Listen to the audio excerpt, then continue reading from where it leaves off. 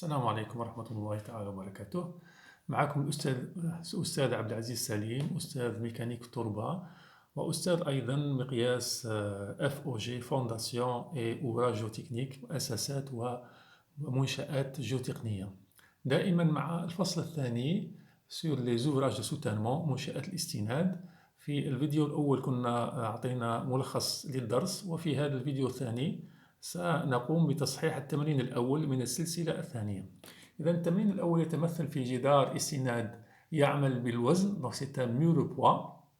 الخصائص تاعو هي ارتفاع الجدار 6 أمتار، مسافة الإدماج لونكاسترومون تساوي 1.4 متر، القاعدة تساوي 2 متر، جاما بيتون تساوي 23 كيلو نيوتن في المتر المكعب. بالنسبة لخصائص التربة هي عبارة عن رمل، جاما يساوي 18 كيلو نيوتن في المتر المكعب، سي بريم يساوي 0، في بريم يساوي 30 درجة، ودلتا اللي هي زاوية احتكاك التربة مع الجدار تساوي 0. معناه أننا رانا في فرضيات نظرية رونكين. بالنسبة للعلاقات إذا نستعمل علاقات رونكين بالنسبة لحساب كا كا بي، وبالنسبة لحساب سيغما بريم وبالنسبة لحساب سيغما بريم بي. الأسئلة: السؤال الأول: calculer les différentes forces s'appliquant sur le mur ولا s'appliquant au mur. إذن هناك 3 قوى أساسية. القوة الأولى W اللي هي الوزن الذاتي للجدار. القوة الثانية اللي هي FA اللي هي la force active اللي هي عبارة عن la poussée، قوة دفع التربة على الجدار. وأخيرا la troisième force c'est la force de butée اللي هي la force passive. السؤال الثاني: vérifier la stabilité au glissement sur la base. المطلوب هو التحقق من استقرار الجدار فيما يخص انزلاقه على القاعدة. والسؤال الثالث هو vérifier la stabilité au renversement، التحقق من استقرار الجدار بالنسبة إلى الانقلاب. إذا بالنسبة للجدار، هو جدار مستقر عن طريق الوزن الذاتي. فالقوى المطبقة عليه أولا عندنا الوزن الذاتي للجدار اللي راح نقسمه إلى 3 أقسام لتبسيط الشكل. فنختار أشكال عبارة عن مستطيلات ومثلثات. عندنا المستطيل الأول، الثاني، والمثلث. donc W est égal à W1 plus W2 plus W3. donc c'est le poids du mur. القوة الثانية هي la force active اللي هي la poussée. هي في نظرية بوسينسك تكون مائلة بزاوية دلتا، دلتا اللي هي زاوية احتكاك التربة مع الجدار. أما بالنسبة للتمرين تاعنا دلتا يساوي 0، معناها رانا في فرضيات رونكين. إذا القوة راح تكون متعامدة مع الجدار. القوة الثالثة اللي هي لا فورس دو بوتي، هي لا فورس باسيف، أيضا تكون مائلة بزاوية دلتا بالنسبة إلى نظرية بوسينس، وتكون متعامدة مع الجدار بالنسبة إلى نظرية رونكين. القوة الأخيرة هي لا رياكسيون دو سول، رد فعل الجدار، اللي هو عبارة عن قوة مائلة لها مركبتين. المركبة الأولى اللي هي المركبة العمودية RD، والمركبة الثانية هي مركبة أفقية اللي هي T اللي هي قوة احتكاك التربة مع قاعدة الجدار. هنا نلاحظ بأن الجدار له جهتين، جهة لامون جهة لافال. الجهة لامون اللي هي الجهة اللي فيها التربة المحجوزة، ولافال هي الجهة الأخرى. نمر إلى حساب القوى. إذا نبدأ بحساب وزن الجدار. إذا وزن الجدار W يساوي مجموع WI. إذا لكي نحسب الجدار نحسب حجم الجدار في جاما بيتون. حجم الجدار يساوي مساحة الجدار في 1. علاش؟ لأن الحساب الجدار يكون بالنسبة إلى 1 متر خطي، لأن في الاتجاه الداخلي فهناك 1 متر. إذا الحساب يكون بالنسبة إلى 1 متر. بالنسبة إلى الشكل الأول عندنا المساحة في 1 في جاما بي. إذا عندنا الارتفاع هذا يساوي 6 ناقص 1.4 في 1 في 1 اللي هو العمق في 23. إذا نلقاو 105.8 كيلو نيوتن في المتر الخطي. إذا الحساب يكون بالنسبة إلى 1 متر خطي. بالنسبة إلى الشكل الثاني عندنا الارتفاع 1.4 في 2 في 1 اللي هو العمق في 23 يعطينا 64.4 كيلومتر في المتر الخطي. الشكل الثالث عندنا مثلث، إذا المساحة هي 1/2، الارتفاع هذا اللي هو 6 ناقص 1.4، القاعدة اللي هو 2 ناقص 1، في العمق اللي هو 1 في 23، إذا يساوي 52.9 كيلومتر في المتر الخطي. المجموع يعطينا 223.1 كيلومتر في المتر الخطي. نحتاج فيما بعد لذراع القوى الثلاثة، فنحسب الذراع هو عبارة عن المسافة المتعامدة مع القوة. إذا المسافة المتعامدة مع القوة بالنسبة إلى O، بالنسبة لنقطة O، دونك المسافة من هنا إلى هنا متعامدة، دونك تساوي 1 زائد المسافة هذه اللي هي 1/2. إذا 1 زائد 1/2 يساوي 1.5. بالنسبة إلى دبليو 2 هي المسافة هذه من هنا حتى لهنا، إذا يساوي 2/2، إذا يساوي 1 متر. وبالنسبة إلى دبليو 3 إذا المسافة هي هذه متعامدة دائما، إذا يساوي بما أن عندنا مثلث إذا يساوي ثلثي ارتفاع المثلث، إذا 2/3 في 1، إذا يساوي 2/3 متر.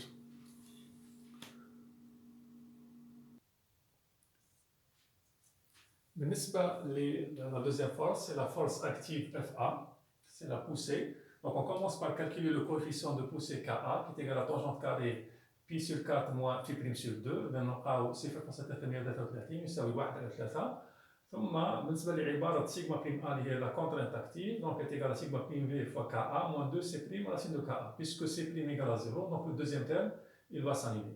العبارة الثانية راح تروح، تبقى لنا سيغما بريم A يساوي سيغما بريم V في KA. بما أن سيغما بريم في يساوي جاما فوا زد، لأن ليس هناك ماء في التربة، دونك يساوي 18 زد. معنى هذا أن سيغما بريم A يساوي 18 زد في 1/3 يساوي 6 زد. on remplace par نقوم بتعويض القيم الحدية. زد يساوي 0 عندنا سيغما بريم A يساوي 0، بالنسبة إلى زد يساوي 6 عندنا سيغما بريم A يساوي 36. إذا نتحصل على الشكل هذا اللي هو عبارة عن مثلث 0 في الرأس و 36 في القاعدة. إذا يمكن حساب القوة FA بحساب مساحة المثلث، دونك يساوي 1/2 القاعدة في الارتفاع، دونك في 36 في 6، إذا يساوي 108 كيلومتر في المتر الخطي. دائما الحساب يكون بالنسبة إلى 1 متر خطي. بالنسبة إلى ذراع القوة FA، إذا هي المسافة المتعامدة بالنسبة إلى O، يساوي ثلث الارتفاع، إذا يساوي 1/3 في 6، إذا يساوي 2 متر. بالنسبة للفورس باسيف اللي هي لا بيوتي، إذا نبداو نحسبوا الكوفيسيون دو بيوتي اللي هو كا بي، نلقاو 3 بالنسبة لسيغما بريم بي، عندنا سيغما بريم في في كا بي زائد 2 سي بريم راسين دو كا بي. بما أن سي بريم يساوي 0 فالعبارة الثانية تروح، دونك بما أن سيغما بريم بي يساوي جاما فوا زاد يساوي 18 زاد، هذا يعني أن سيغما بريم بي تولي 18 زاد في 3 يساوي 54 زاد.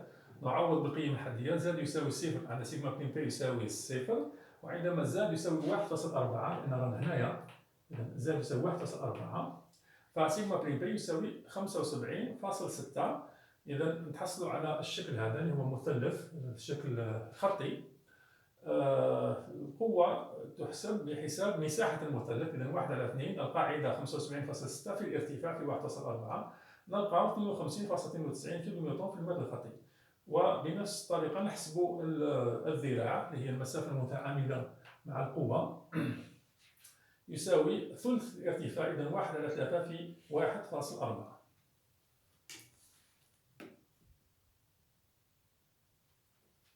Donc pour la deuxième question, la stabilité au glissement, donc on va essayer de voir est-ce que notre mur est stable par rapport au glissement à la base ou non. Donc pour cela, il faut calculer un coefficient de sécurité ou bien un facteur de sécurité qui s'appelle FSR, donc le facteur de sécurité au glissement. Donc, un facteur de sécurité au glissement FSG, donc facteur de sécurité au glissement qui est égal à la somme des forces résistantes divisé par la somme des forces de glissement.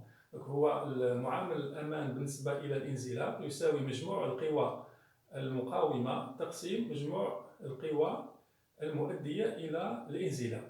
Donc هذا المعامل هذا يجب أن يكون أكبر من 2. هذا عندما نأخذ بعين الاعتبار la force Fp, lorsqu'on prend en considération la butée. Donc lorsqu'on néglige la butée, il doit être supérieur à 1,5. Et lorsqu'on prend en considération la butée, il faut qu'il soit supérieur à 2. Donc c'est le facteur de sécurité au glissement, FSG.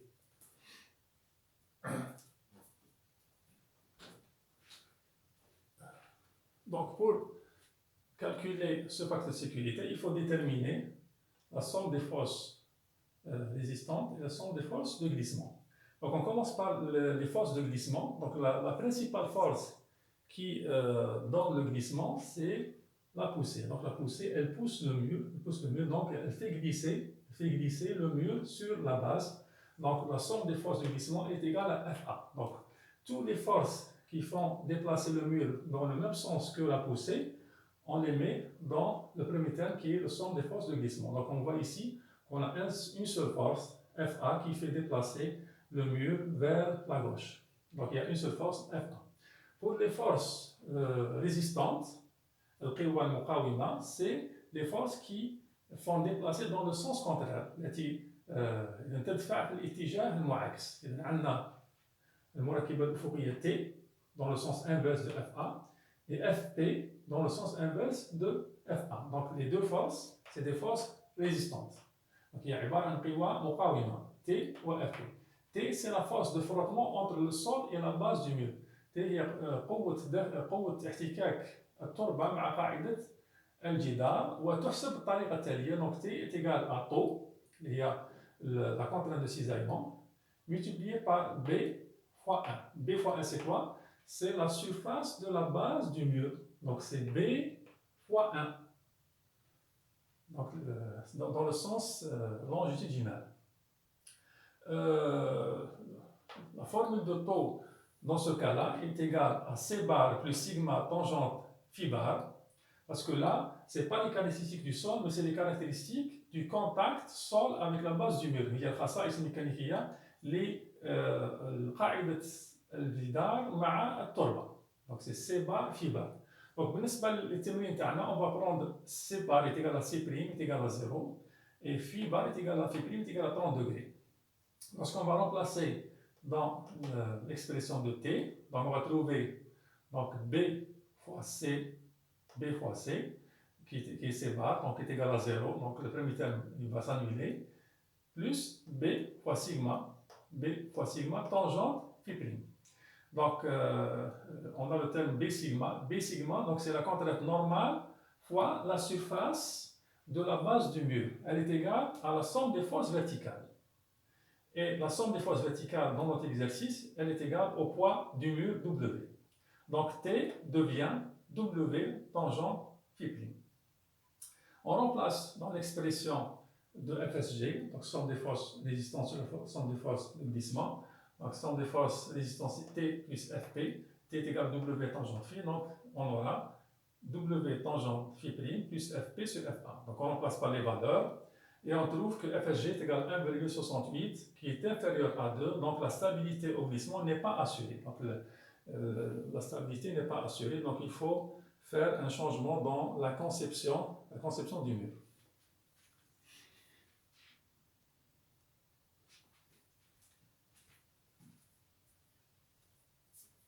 Donc le troisième point, donc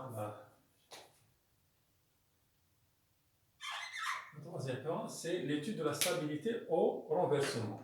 Donc pour cela, on calcule un facteur de sécurité au renversement, FSR, qui est égal à la somme des moments résistants par rapport à O, divisé par la somme des moments moteurs par rapport à O. Donc il y a مجموع العزوم المقاومة للانقلاب بالنسبة إلى O تقسيم مجموع العزوم المؤدية إلى الانقلاب بالنسبة إلى O. Et donc العزوم تحسب بالنسبة للنقطة هذه بالنسبة O اللي هي أسفل الجدار من جهة لافال.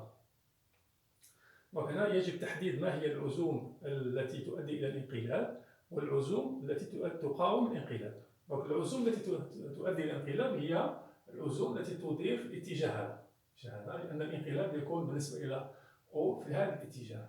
وهنا إذا لاحظنا فلاحظوا بأن لا فورس اف ا لا فورس دو بوسي هي التي تؤدي إلى الانقلاب. دونك العزم تاعها هو سي ان مومون موتور، سي ان مومون موتور يعني يوضع في الأسفل. دونك لو مومون دو اف ا سي ان مومون موتور. بالنسبة إلى اف بي فهو عكس، سي ان مومون ريزيستون، مومون ريزيستون. بالنسبة إلى الدبليو فنشوفوا أن دبليو 1 دبليو 2 دبليو 3 ففي ثلاثة سي دي مومون ريزيستون لأن يدوروا في اتجاه عكس دوران العزم تاع اف ا. دونك اون اورا ان سول مومون موتور اللي هو تاع اف ا، et on aura un moment moteur qui est dû à la butée et le moment moteur qui est dû au poids propre. إذا العزم الناتج عن لا بوسي هو عزم مؤدي إلى الانقلاب، والعزم الناتج عن لا بوتي هو عزم مقاوم للانقلاب، والعزم الناتج عن وزن الجدار هو عزم مقاوم للانقلاب.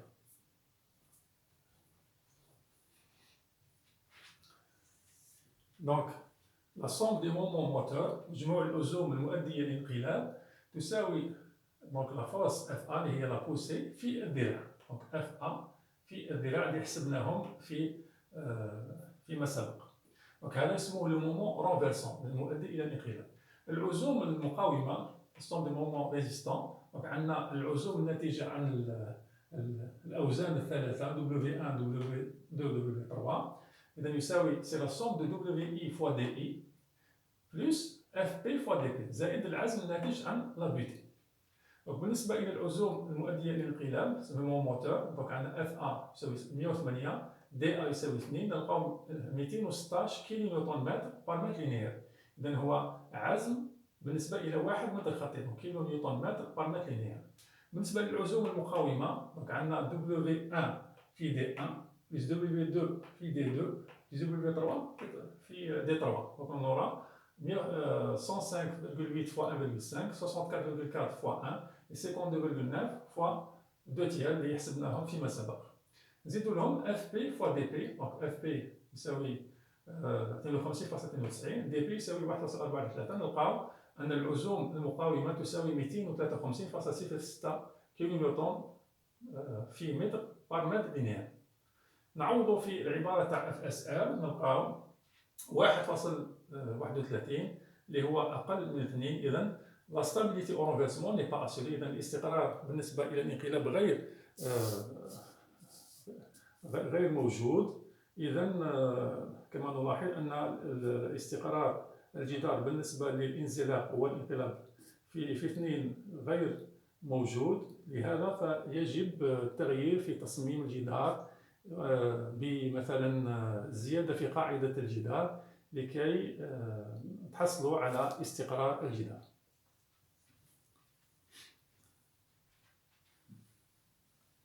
إذا بهذا ننهي الفيديو الثاني اللي هو كان مخصص لحل مفصل للتمرين الأول للسلسلة الثانية. نلتقي إن شاء الله في الفيديو الثالث، والسلام عليكم ورحمة الله تعالى وبركاته.